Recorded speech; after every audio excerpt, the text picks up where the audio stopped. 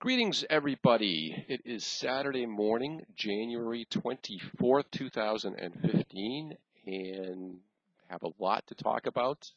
Rather dreary day here in the Northeast. Of course, we are on beautiful Cape Cod, which often gets rain and slush when the rest of the Northeast gets socked with snow, although if it's a coastal storm only, we'll usually be the ones getting socked. So that's what today looks like a little bit. Weather is finally among us, and enough of the weather report. It's an interesting week, an interesting time for us here from a trading and a blog perspective, because as I've gotten more active a bit on Twitter, and I talked about this in the last couple of videos, the interest has again started to spike as it did back in the 2000s when I was very active, early 2000s.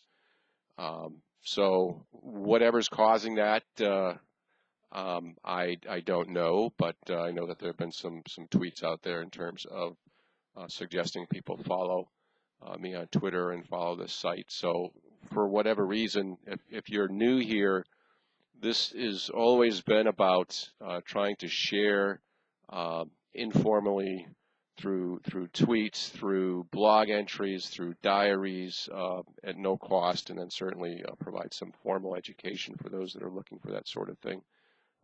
But there's never any pressure to do that. The intent really is to provide as much of a solid background and educational experience in a variety of different ways. So we've done a lot of things here over the years, from journaling every hour or every trade sequence for a couple of years to consumer advocacy to formal education again.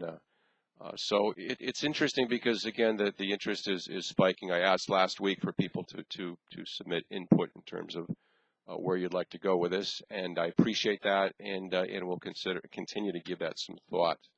Administrative item quickly out of the way for those involved in the Jelly Trader training team starting a week from Monday. If you haven't sent me your surveys and your photos, because we put a directory together that we share with everybody for networking purposes, please do so. Also looking to use those surveys for me to kind of get at the trouble areas, the spots that you might be struggling with. So that's very important for me. So I appreciate that. It's going to be a good week. We got non-farm payrolls that week on Friday morning. I think one of the few times that we've actually had that during the past 11 Jelly efforts. So that's that. For those of you who can't participate but are interested in finding out more about what we do, that was the genesis for the webinar series. And understand how that evolved. When I launched the beta team several years ago, I only wanted to have 20 in there, and I handpicked them from different walks of life, but there were hundreds that wanted to be a part of it. And so what I did, almost as an afterthought, well, it was an afterthought, was I recorded our formal Monday evening sessions during each of the 8 weeks. The preparatory session before we started, and then each Monday evening where the market was closed for the most part anyway. And we could focus on the important aspects. There was formal lecture. There was a recap of the important themes that we had seen live during the trading week, during the prior week. And so I recorded those. They're 8 2-hour sessions, so 16 hours. And I'm not trying to push anything, but if you're interested in participating but don't want to, in terms of time constraints, in terms of financial constraints, that's an option for you. And that's why we did that, so that the people that could not be a part of that first effort could still get something fairly intensive and add to their educational library. And that's available. There's different tiers. You can get the first 3 at a very low cost. You can get the whole series of 8. And again, I really am not here to sell or push, but I am here to make you aware that those are available for those that are interested. So enough of that. I appreciate your time and your indulgence there. A few other thoughts. I'm looking at my notes here. We spent a lot of time when we launched this blog back in 2007, I believe it was, on the whole bamboo concept, bamboo tree concept. And I was thinking about this over the course of this week. We actually had a Boston bamboo trading team, community, if you will. We had a picnic here that summer. I think it was the summer of '09, if I remember. There's blog entries on that. It was very interesting, and I was thinking about this week, not in terms of the bamboo concept, but in terms of a coiled spring, because I know that in my life I've gone through phases where it seems like I'm treading water. It seems like I'm on a treadmill going nowhere. I'm putting a lot of time, a lot of energy into whether it's my trading career or whether it's stalking a trade sequence or life, where you're surviving. You know, you're existing, but you're not thriving. And you know, life is full of those times, early in our careers, early in our lives, later in our lives. I still go through those phases, and in myself, as I've been involved in a couple of different efforts lately, and with one part of my trading, I kind of feel like I'm in this coiling process where there's a lot of energy that's being compressed, and that at some point that energy is just going to be released with the spring coil or uncoiling and just popping up like crazy. And it's very similar to that of the not the Boston bamboo, the bamboo tree, Chinese bamboo tree concept. There's at the top of this blog a tab for a link to a gentleman actually who in the past had this nice little soliloquy, if you will, about what the Chinese bamboo tree was, and what the concept was is that the bamboo is a tree where you can water it for a long time, and you never see it break the ground, and you wonder if anything's happening. You wonder if anything is happening under the ground that you can't see, and all of a sudden it just springs out, and you can almost see it once it finally does break ground. That it just shoots up before your eyes. I think they said it takes like 5 years before it even breaks ground, something like that. But once it shoots up, it shoots up. And I'm providing these analogies again for you in the event that you are at a stage in your life or your trading career or your trading day where you've put so much energy, it's almost like you're wondering if it's been worth it. And all of a sudden, you don't see, we can't see the future. But all of a sudden you'll get to this point where you can start seeing those results pay off, and it's very important for all of us not to lose heart during those times. I've always said that I'm talking to myself as much as I'm talking to you folks.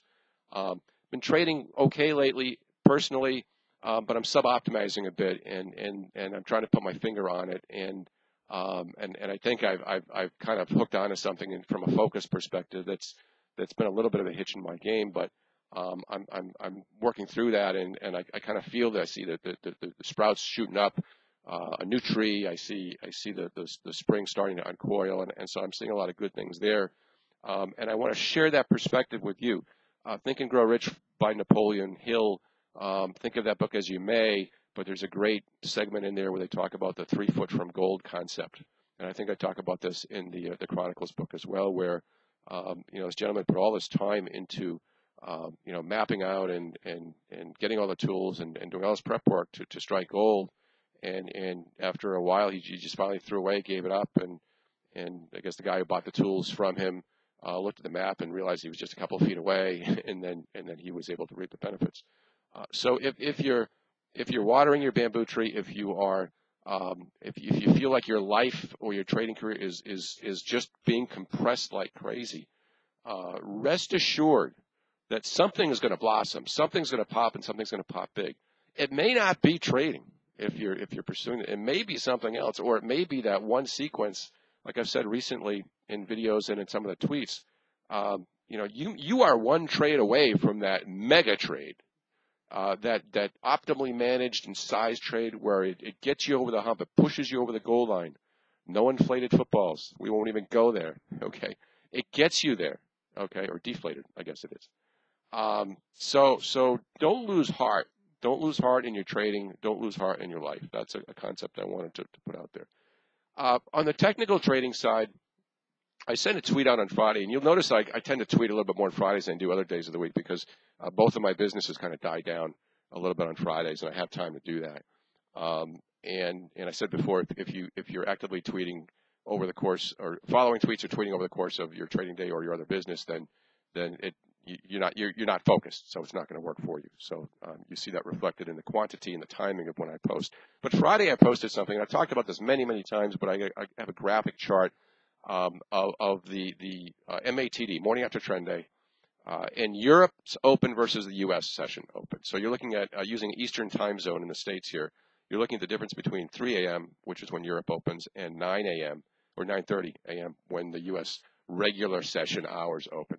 By the way, though, those of you that don't believe that the overnight session is A, worth trading, or B, relevant, even if you're following market profile, volume profile, or any of that kind of stuff, folks, you've got to change. You have to adapt that. If you're just looking at regular time hours, I get the fact that most of the volume is traded there, and I understand that concept. But please, you have to look at this in the context of the U.S. Open, U.S. market hours, Asia market hours, and Europe market hours, and then it just rotates.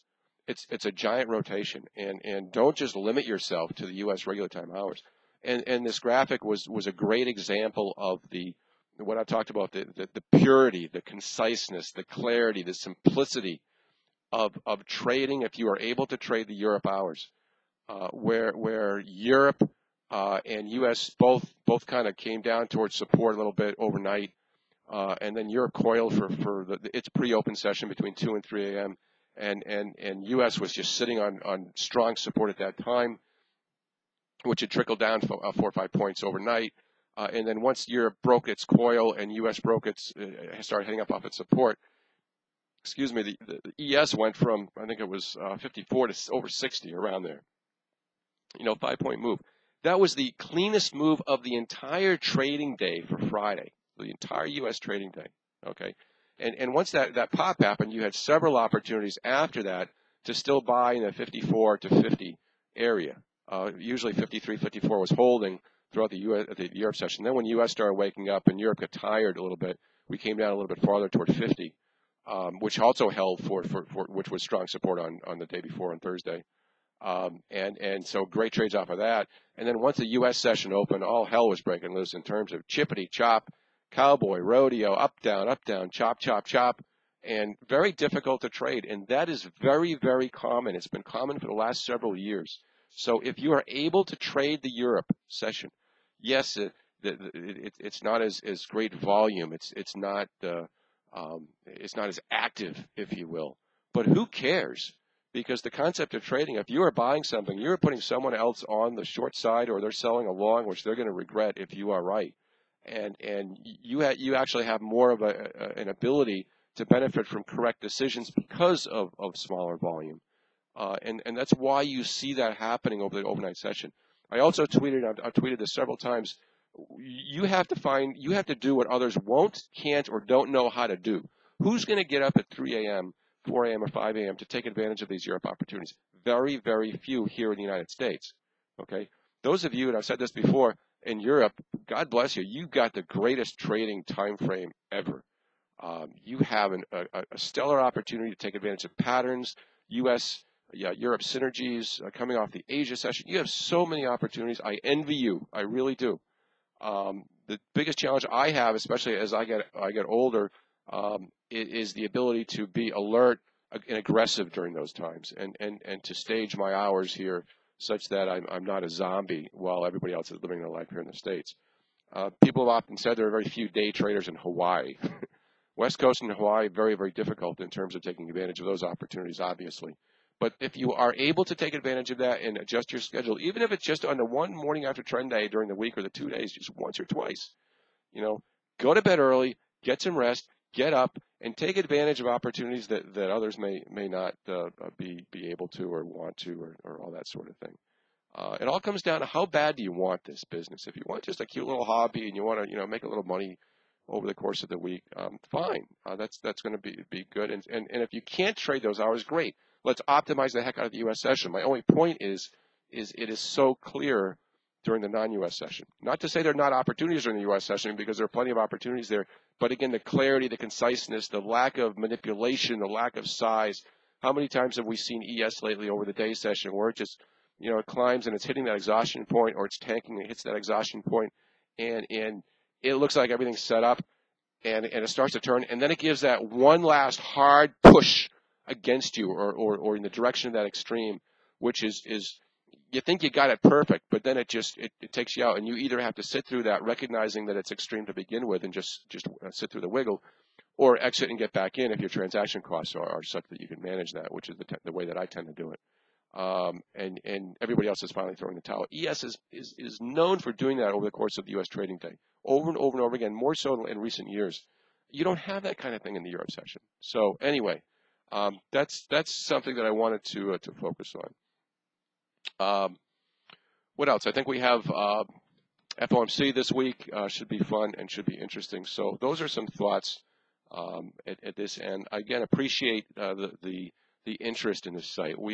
I say we, it's me. I do the site, I do the blog, I do the tweets. I don't have a staff, okay? But this is a lonely business that requires networking, certainly after hours, and I appreciate the response. And for the most part, people have found what we've done here helpful. I know some have not. I love you anyway. This is an imperfect world and a fallen world. We do our best, we recognize our shortcomings, and we just keep plugging on. I hope that you have recognized the transparency that I've tried to operate with since really the late 90s, and what happened through the MF Global crisis, extremely candid and open during that process, during the times when I've got knocked around, banged up, both in the book and in the blog, and those times when I've been able to be successful, when I've gotten out of my own way and have reaped benefits that I still to this day wonder why I have been able to do that or been blessed with that. But it is what it is.